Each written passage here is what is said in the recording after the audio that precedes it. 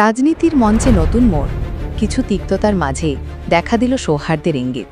বিএনপির কেন্দ্রীয় আন্তর্জাতিক বিষয়ক সম্পাদক ব্যারিস্টার রুমিন ফারানা সম্প্রতি এনসিপি ন্যাশনাল সিটিজেন পার্টি নেতাকে উপহার পাঠিয়ে খোঁজ খবর নিয়েছেন।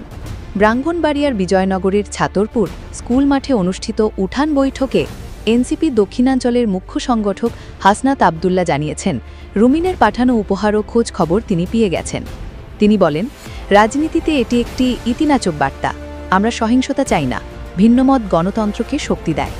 ঘটনাটির পটভূমি ২৪ আগস্ট নির্বাচন কমিশনের অনুষ্ঠানে বিএনপি ও এনসিপি নেতাকর্মীদের মধ্যে সংঘর্ষের অভিযোগ তুলেছিল পক্ষগুলো। সেখানে তর্ক বিতর্ক থেকে হাতাহাতি পর্যন্ত ঘটনার ছড়াছড়ি হয়েছিল। ঘটনার পর সামাজিক মাধ্যমে তীব্র মন্তব্য হয়। রুমিন ফারানা পরে জানান, অনাচ্ছিত কষ্ট লাগলে তিনি দুঃখিত। এখন প্রশ্ন হচ্ছে, উপহার পাঠানো কি কেবল ব্যক্তিগত সৌজন্য নাকি রাজনৈতিক সম্পর্ক মেরামতের চেষ্টা? যে কোনো ক্ষেত্রে সহিংসতার বদলে সংলাপকে চিহ্নিত করা ইতিবাচক। আপনার মতামত জানাতে মন্তব্য করুন। আরও বিশ্লেষণ ও আপডেট পেতে সাবস্ক্রাইব করুন ওয়াইটিভি বাংলা নিউজ।